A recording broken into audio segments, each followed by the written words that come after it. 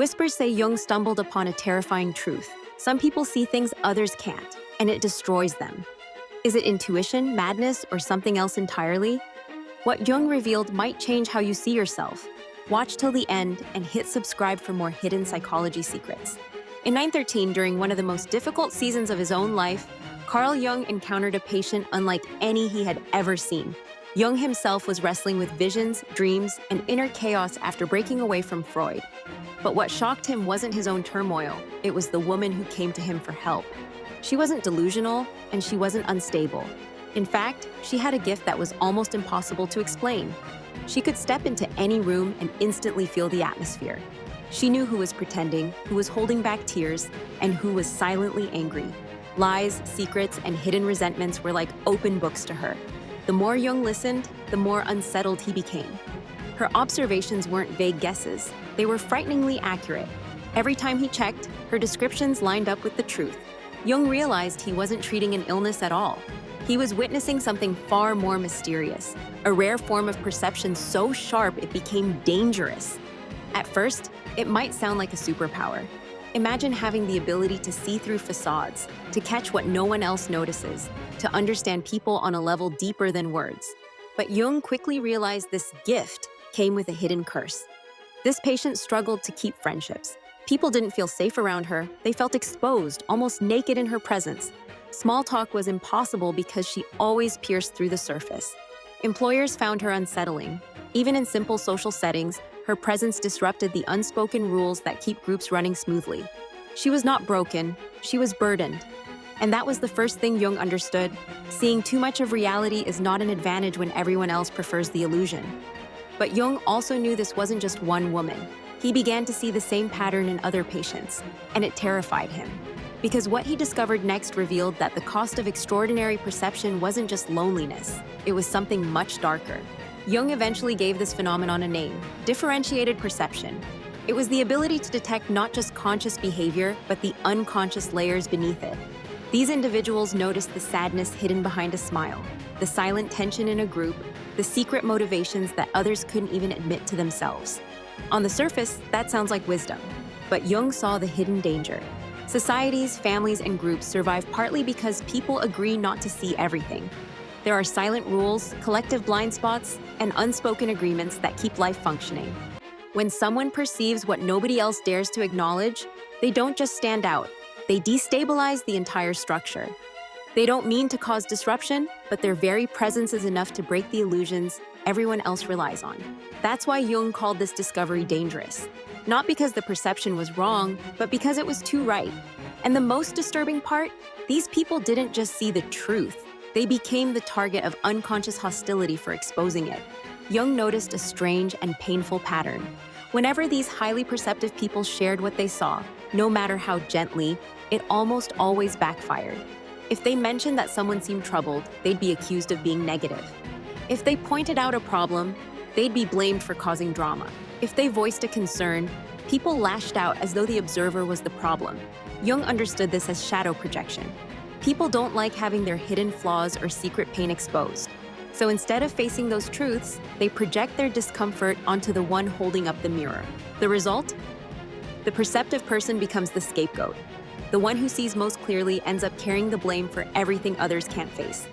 And Jung realized it wasn't just a coincidence. It was a built-in defense mechanism of the unconscious mind. Instead of integrating the shadow, people attack the person who reflects it. But not all perceptive people carry this gift in the same way. Jung found there were 4 very different types, each with its own burden, each with its own risk. The 4 types of perceivers. The first type was the feeling intuitive. These individuals absorbed emotions like sponges. If someone in the room was angry, they felt it as though it were their own anger. If someone was sad, they carried that sadness inside themselves. The problem? They often couldn't tell where their feelings ended and others' feelings began. The second type was the thinking intuitive. These people didn't just notice emotions, they saw the hidden patterns that led to future outcomes. Jung described them predicting relationship collapses or personal breakdowns long before anyone else noticed the warning signs. It wasn't cold logic. It was unconscious pattern recognition so advanced, it bordered on eerie. The third type was the sensation intuitive. They sensed how inner struggles showed up in the body. They could pick up on fatigue, tension, or illness before the person even admitted something was wrong. In a way, they became early warning systems for both emotional and physical well-being. And then there was the pure intuitive, perhaps the rarest and the most overwhelmed. These individuals perceived everything, the emotions, the patterns, the energy, but lacked the structure to process it.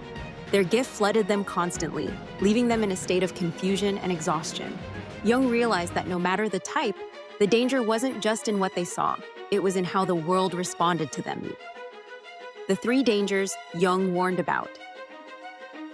Jung identified three specific risks for people with this extraordinary perception. The first was collective disruption. By seeing what others agreed to ignore, they became a threat to group stability. Families, workplaces, and even societies survive on shared illusions. When someone refuses to play along, the system feels threatened. The second was psychological isolation. These individuals lived in a different reality. What they saw was invisible to most people. The result was a deep sense of alienation, like living on an island of awareness while everyone else floated in unconscious waters. The third, and most terrifying, was identity dissolution.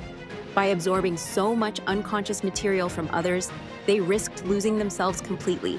Boundaries blurred, their inner world became mixed with what they picked up from their environment. Jung called this participation mystique, the dissolving of individuality into the collective unconscious. For Jung, this was not a minor inconvenience. It was a genuine danger. And the only solution was integration. Jung's process of integration. Jung believed the key wasn't to shut down perception, but to develop a conscious relationship with it. He called this process individuation. The first phase was recognition and differentiation. Perceptive people had to learn which feelings were theirs and which belonged to others. Jung advised periods of solitude, quiet time to let external material settle until their authentic voice became clear. The second phase was shadow integration. Jung noticed that many who see shadows in others struggle most with their own. The less you accept your capacity for selfishness, fear, or pride, the more disturbing it becomes when you notice it in others. By owning their own shadow, they reduce the intensity of what they saw outside themselves. The third phase was conscious participation. This was the hardest. Instead of retreating or being overwhelmed, they learned to stay engaged with others while holding their boundaries. They became containers, able to hold what they perceived without losing themselves in it. But Jung didn't only see this in patients, he experienced it personally. Jung's personal struggle. After his split from Freud, Jung went through what he called his confrontation with the unconscious. Visions and inner images flooded him.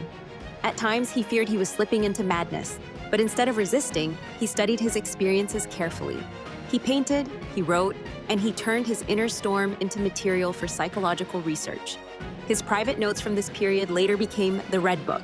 Jung realized that what nearly destroyed him was the same thing his patients struggled with: overwhelming perception. And by working through it, he developed the very methods that would later save others.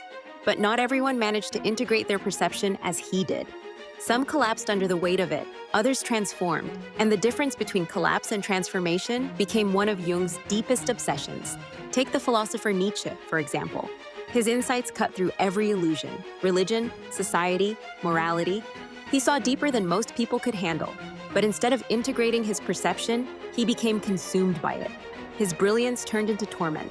Jung considered him an example of what happens when perception stays unbalanced. On the other hand, Jung admired figures like the medieval mystic Meister Eckhart. Eckhart had profound intuition, but he channeled it into wisdom and service. Instead of overwhelming others, his insights became nourishment. He embodied humility, using perception not as a weapon, but as guidance.